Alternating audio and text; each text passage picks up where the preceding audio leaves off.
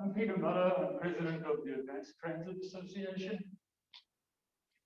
I also work with PRT Consulting, a firm that specializes in consulting for driverless transit. And in addition to that, I'm involved with Uber, a company that's developing PRT technology in Africa. I'm going to try to give you a vision for the future. So open your minds and be imaginative. So our urban transportation problems are not limited to congestion and climate change.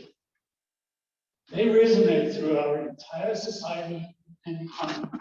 Sorry, Peter, I have to move the mic because people can't hear it. So. Yeah, just put it here. So, yeah. Thanks. Thank you. Does that work now? Okay. Imagine two towns, Stucktown and Accessville. In Stucktown, it takes people, 40% of people can get to work in an hour. In Accessville, 80% of people can get to work in an hour. Where would you find it easier to find a job? Where would you find it easier to find good employees? Where would you rather work? Let's explore how we can change Stucktown into Accessville. First, let's look at many key factors that are involved with the different modes of transportation that we use today. Cars are on demand, they're convenient, and they're quick. But they're unreliable. They get stuck in traffic, and roads can take up more than 50% of urban area and divide communities. Cars are dangerous and polluting and energy guzzlers. They're expensive and they're not available to children, the disabled, and those that can't afford them. Upwards of 30% of our population are amongst those groups. Buses suffer similar problems. They're expensive. They're only made affordable because they're subsidized by government. They're typically not on demand, convenient, or quick to use. Here's a chart evaluating different transportation modes.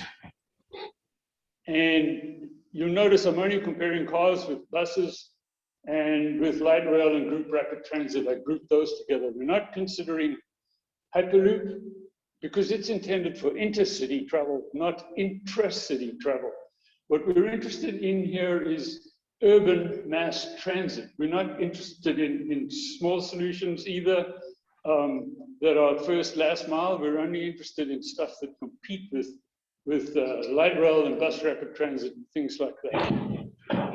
So you'll see that cars are undoubtedly the major competitor. Krista, can you silence this phone? It keeps making noises and it's very distracting.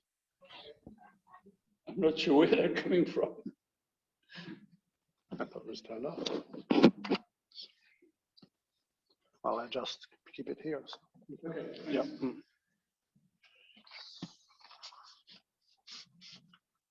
So what I want to imagine is let's try to leverage modern technology into a transit solution. Into a solution that scores well on this chart for all the attributes. First of all, let's make it driverless, assume we don't have drivers.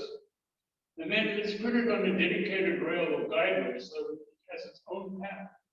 That way we can use existing technology and we don't get into the corner cases that make it difficult for technologies like driverless cars. The existing technology I'm talking about is automated people movers. That technology is operating at the Atlanta airport. There are two different automated people movers at the airport. One of them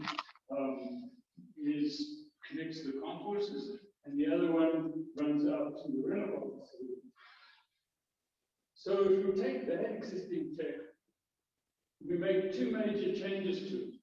First of all, there's no reason the vehicles have to be that big.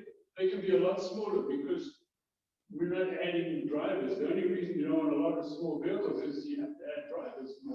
Drivers, that goes away. So the vehicles will make, let's assume 4 to 6 passengers. That way, in addition to carrying people, we can fit in wheelchairs and bicycles and pushchairs and things like that. The second change we make is we put the switch in the vehicle. Instead of the rail switching, the vehicle switch. So if a vehicle wants to go left, it switches left. If it wants to go right, it switches right. That allows us to run the vehicles very close together with approximately 1 second headways, like cars on a freeway. So now we can have capacity, believe it or not, that's similar to the automated people mover, the APM, that connects the terminals together. We're talking about 15, 20,000 passengers per hour per direction. Yes, you need lots of small vehicles, and some people think that's a problem. In fact, just the reverse. When you have small vehicles, lots of small vehicles, you can mass produce them and make them less expensively than a few very big vehicles. So the switching in the vehicles also facilitates offline stations. This means that every trip can be non-stop or express. So the only vehicles that stop in stations are the ones where people need to get on or off of them. The others go on through and bypass the stations.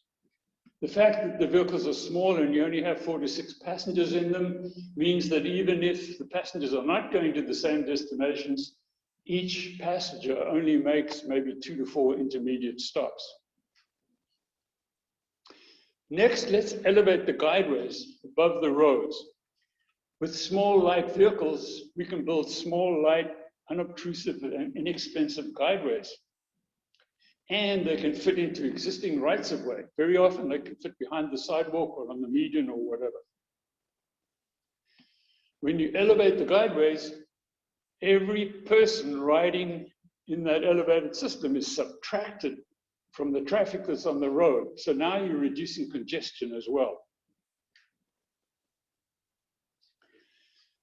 You may call this personal rapid transit or PRT, but I'd like to add a twist that's maybe not so personal.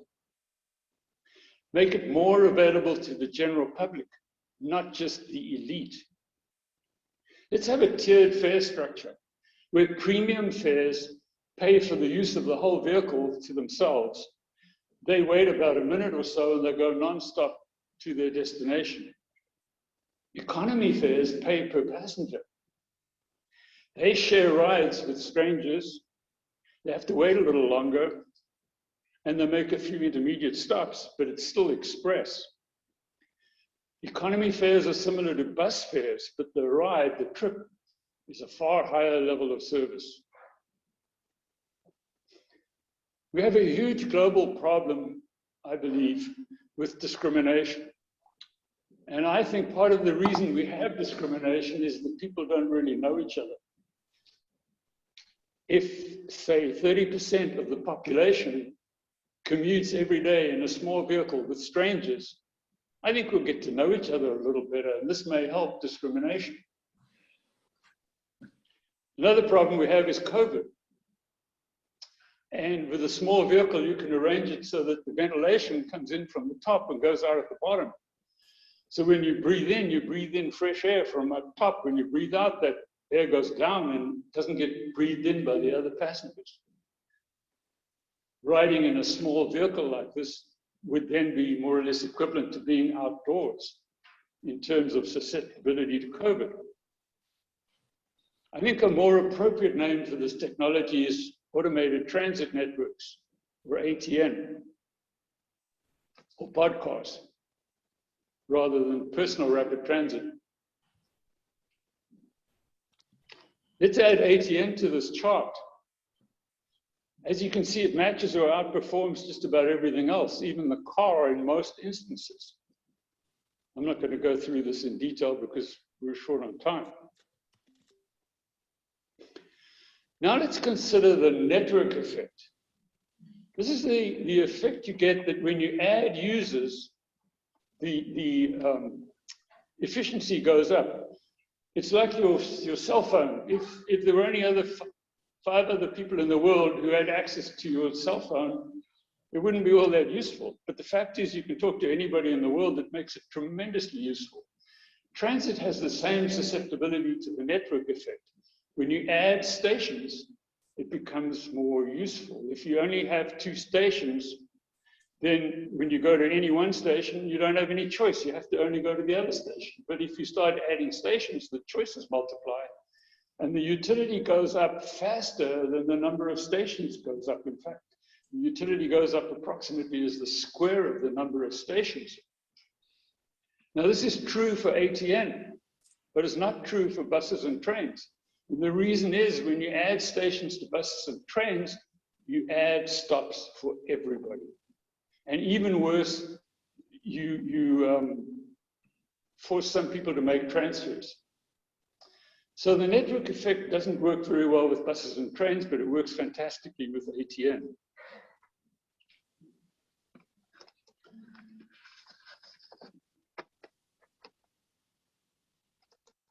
Got to be really careful where you click these slides. So this demonstrates the network effect. As you can see, as you add stations, the annual costs go up and increase. But what also happens is that the utility increases, and the utility or the revenues increases faster than the costs. And eventually the one overtakes the other and the system becomes profitable. Now, when I'm talking about annual costs, I'm talking about all costs. The cost of amortizing the capital and the cost of operating and maintaining the system. So in this study we found that the break-even point was at about 30 stations. That point is going to vary from system to system and location to location. But I would say, roughly speaking, if you're in the order of 30 to 50 stations or more, the system can become profitable and actually pay for itself.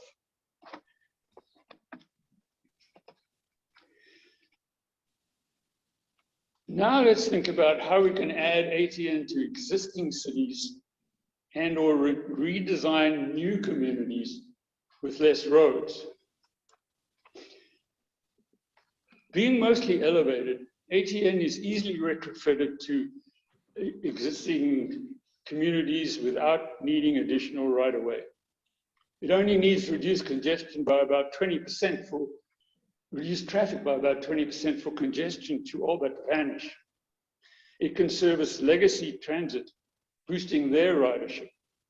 Stations can be attached to buildings, giving direct access to jobs and businesses. Vehicles can be trained together to boost capacity.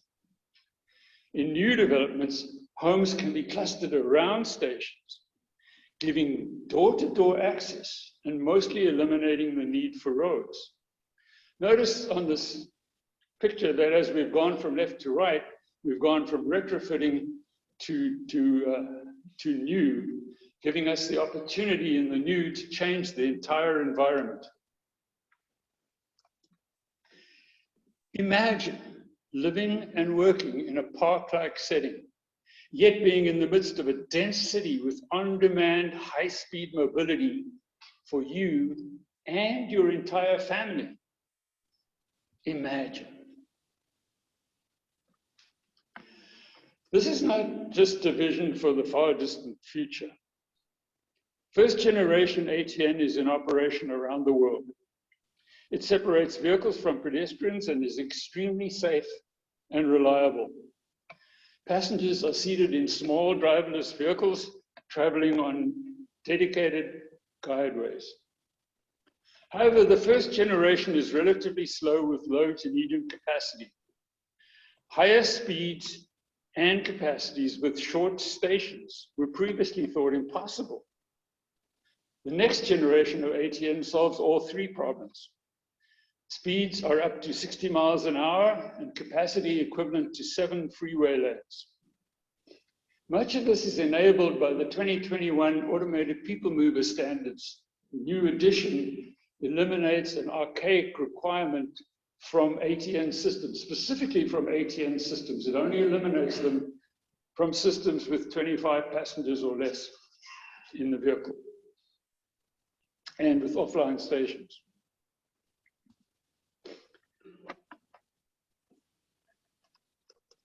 So ATN stations are typically bigger than bus stops, but smaller than rail. They can incorporate small businesses and have very small surface footprints and be designed to fit in with the local environment. This one is designed for the Miami area, and this one in Africa, and this one in India. This is a much bigger station with 12 berths, about as big as a PRT station probably wants to get.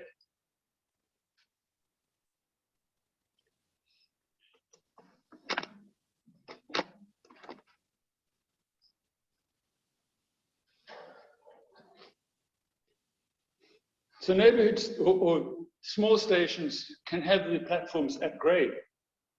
Here you see the vehicles bypassing the platform, going past above. And you also notice that the platform and the station and the guideways all fit in behind the sidewalk in an existing road in a busy city. When the vehicles need to pick up and drop off passengers, they come down to the station.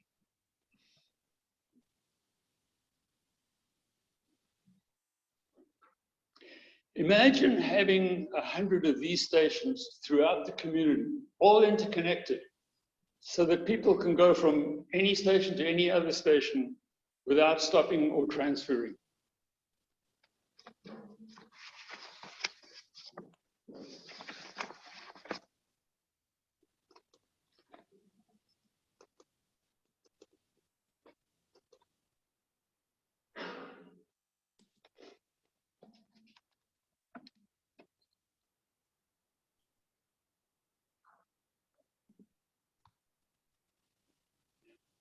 Unlike trains, where the platform in each station has to be as long as the longest trains, ATN stations can be sized to demand.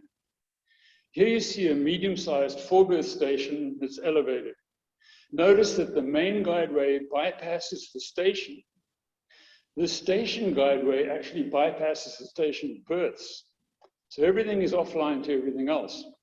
Here you're seeing about a vehicle coming and going about every 10 seconds.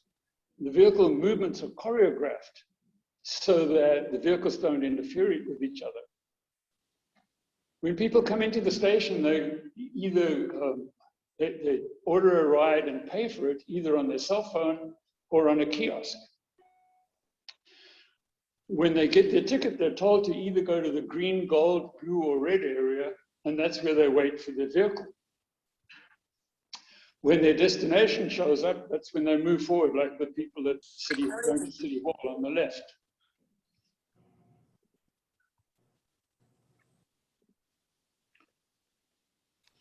So what you're seeing here is about 2,000 passenger departures an hour.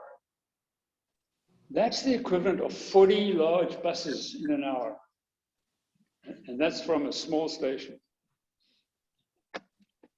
So now let's look at ATN applications in this area. This is the Atlanta Hartsfield-Jackson International Airport, and this is a alignment that goes around the airport in an anti-clockwise way. It's a one-way alignment. It connects the domestic terminal to the international terminal with a ride of about 9 minutes. We did look at going two-way. The problem with a two-way alignment is that it then either goes around the north or around the south. With a one-way alignment, we go all the way around, and we had the ability then to build on that, in any direction. Yes, you do get some out-of-the-way travel with such a big loop, and we'd prefer not to have as big a loop as that as one way, and that's something that needs to be taken into account and considered when you lay out ATN. But this could form the basis for building a much larger system. So here you see an expansion into down to the southeast into South Fulton County. And those are all also one-way loops. You see the green loop on the right is the loop around the airport. Those are one-way loops with the exception that when we get down to the left towards Palmetto, that connection is two-way. Now these one-way loops again are a little bigger than I would like to see this. There can be quite a bit of out-of-the-way travel. If the area was denser or if we went to another phase where we put in more lines and more loops, it would get more accessible. This is down to the southeast into Clayton County. And here the loops are a little more manageable and smaller. There is a one-way section here going down off the picture to the Speedway and the potential future casino. So now what if you built both of these and then filled in the area in between, which is fairly densely populated? You could get a layout like this that has 264 miles of guideway, 377 stations. We're looking at the time here to get from Jonesboro to Palmetto. By car, it's half an hour to an hour. By bus, it's over 2 hours. By ATN, it's about 50 minutes. So that trip by bus is just so long that that's not a reasonable commute for anybody to have to do. So basically, you can't live in Jonesboro and work in Palmetto if you don't have a car. And the reason the bus is so long is that it has to come up north of the airport, and then you have to make 2 transfers to get back down to Palmetto. So the obvious question is, well, what the heck does this cost? Well, the answer is billions of dollars. But I think it's the wrong question. The question should be, how much will this cost per passenger ride? And how much will passengers be prepared to pay? And I believe that we'll find that passengers are prepared to pay more than enough to cover the capital and the operating costs of this system. But we need a credible feasibility study to prove that that is indeed the case. If the study comes out showing that that is the case, we should be able to get private funding for this project. So what I've shown you is a public transit technology that mostly already exists, and with just a little nudging can provide express service for all, non-stop trips for premium fares, and economy fares like bus fares. The driverless electric vehicles provide on-demand service that can attract drivers from their cars and are quiet, sustainable, and comfortable. Everyone lives and works within a 5-minute walk of a station. The elevated system lifts riders above the road, reducing congestion. For large deployments, capital and operating costs are low enough for the system to not need any government subsidy. This is ATRA's vision for the future of public transit. Is it enough to change Stucktown into Accessville? Thank you.